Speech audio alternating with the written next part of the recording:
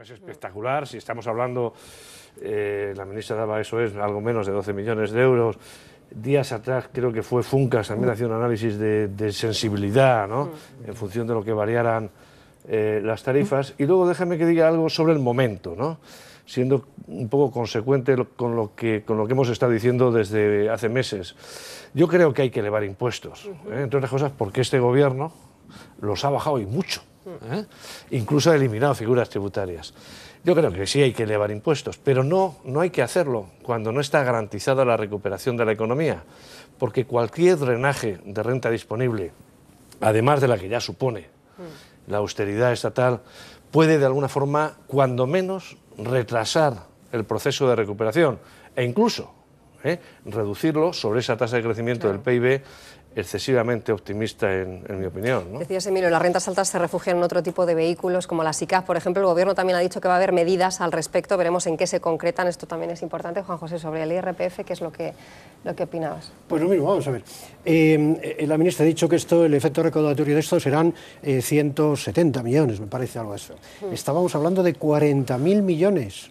Ese era el agujero. Eso es lo que hay que reducir. Sobre 40.000, 170 es nada y menos que nada. Claro.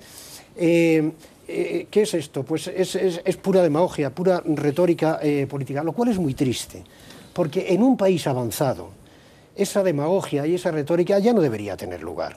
La gente está bastante más educada que todo esto. No nos tomen el pelo, diciendo que ahora van a gravar a los ricos porque van a recaudar 170 millones ahí. ¿Pero qué está usted diciendo con eso? Vamos a ver. Esto va en contra de lo que está pasando en todo el mundo. En todo el mundo estaba reduciendo hasta ahora, y en España también, el tipo máximo del IRPF, reduciendo la progresividad del impuesto por toma de conciencia de que en última instancia, como bien decía Emilio, es un impuesto sobre los trabajadores por cuenta ajena, porque los autónomos también tienen sus propias vías de escape, los trabajadores por cuenta ajena, y por tanto, puesto que está limitado el colectivo al que se aplica, la progresividad debe dulcificarse, y aquí en cambio vamos en dirección contraria con nulo efecto recaudatorio, insisto. O sea que me parece que esto es un ejercicio efectivamente puramente demagógico, que es una pena que a estas alturas se dé. Lo que sí hay que hacer, seguramente, va a ser incrementar los impuestos. El otro día lo decía muy bien el presidente de Funcas, con palabras muy fuertes, a lo mejor no suscribimos lo fuerte de las expresiones, pero sí el fondo habrá que subir la recaudación tributaria, ¿no? Y en España los tipos impositivos del IRPF están por encima de la media de la Unión Europea, también en sociedades. Donde estamos por debajo es en el IVA. Por tanto, yo no excluiría la posibilidad de que haya que volver a subir el IVA, pero a ver si se atreven a decirlo. Y no andar con estas demagogias de los 120.000 euros en el IRPF, ¿no? Bueno, me gustaría preguntaros también por otra cuestión, porque en las negociaciones para sacar adelante estos presupuestos, negociaciones políticas, finalmente el Gobierno ha conseguido el apoyo del Partido Nacionalista Vasco, del PNV, tras semanas de intensas negociaciones, como digo. El presidente del Gobierno era consciente de la importancia de obtener estos apoyos de cara a lo que queda de legislatura, y esto es lo que decía Zapatero al respecto. Es bueno para la estabilidad económica y bueno para la confianza económica, y por tanto estoy satisfecho. Bueno, está satisfecho por ese apoyo de los 6 diputados probablemente del PNV a estas cuentas del Estado, a cambio de que se transfieran finalmente las políticas activas de empleo al País Vasco. Aquí ha habido una cierta controversia. El Partido Popular dice al respecto que esto puede llegar a romper la caja única de la seguridad social. No sé si estáis de acuerdo, no sé si, en fin, ha sido demasiado el canje para obtener ese apoyo político, ¿no? Bueno, empiezo diciendo que no estoy de acuerdo, no está en peligro ni mucho menos la ruptura de la caja única. Ya hay precedentes, hay 2 sentencias del Tribunal Constitucional. No sé por qué de vez en cuando recurrimos un poco a desenterrar episodios antiguos cuando ya hay precedentes importantes, y el Tribunal Constitucional es la máxima autoridad en este punto. Pero lo primero que llama la atención es ese proceso de negociación, ¿no? Porque si las políticas activas de empleo, y no todas las políticas activas de empleo, sino las bonificaciones a la contratación, se tenían que haber transferido, ¿por qué no se hicieron antes? Es decir, que lo primero desde un punto de vista pedagógico, de pedagogía democrática, que hay que destacar es que no es bueno que se cedan determinado tipo de competencias, independientemente de la contrapartida económica o financiera que tengan esas competencias, solo cuando a mí me interesan porque necesito aprobar. Eso tiene un efecto malo. Eso yo tengo dificultades para explicárselo a mis alumnos, ¿no? Porque, oiga, y si eso forma parte de un esquema de descentralización económica, ¿por qué no se hizo antes, no?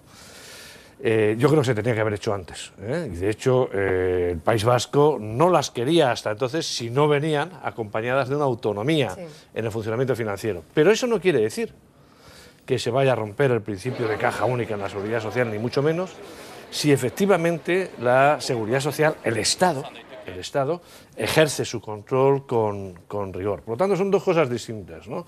Uno, el chalaneo, mal espectáculo. Dos, la descentralización de estas políticas activas. Correcto, este es un Estado casi federal. Se llama de las autonomías porque incorpora un principio de solidaridad importante que hay que respetar, también aquí, ¿no?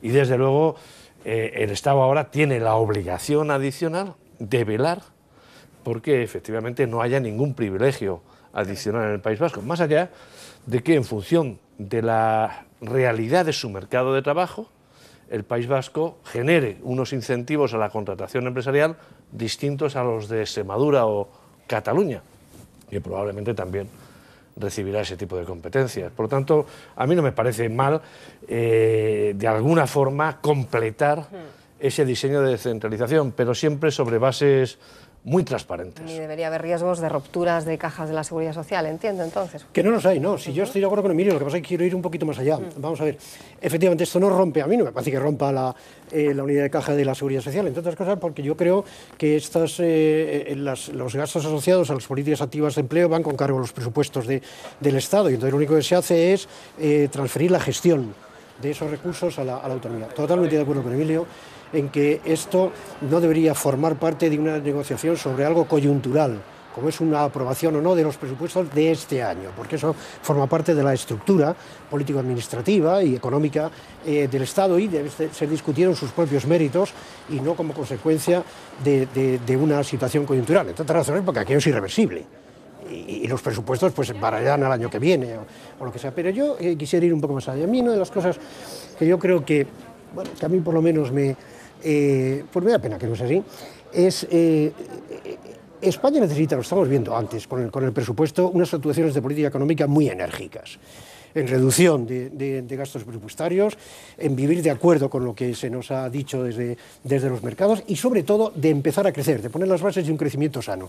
Y eso significa reformas estructurales transversales, horizontales, muy importantes y prácticamente muy costosas.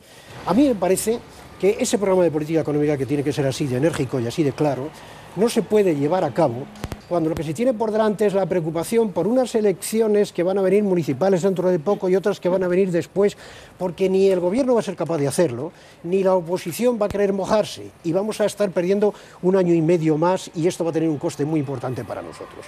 Yo creo que lo único que tiene sentido desde el punto de vista económico es unas elecciones generales ya, porque ese programa económico tan enérgico que hay que aplicar a la economía española solo lo puede aplicar un gobierno recién elegido, con una mayoría suficiente y en sus 100 primeros días, no nos engañemos.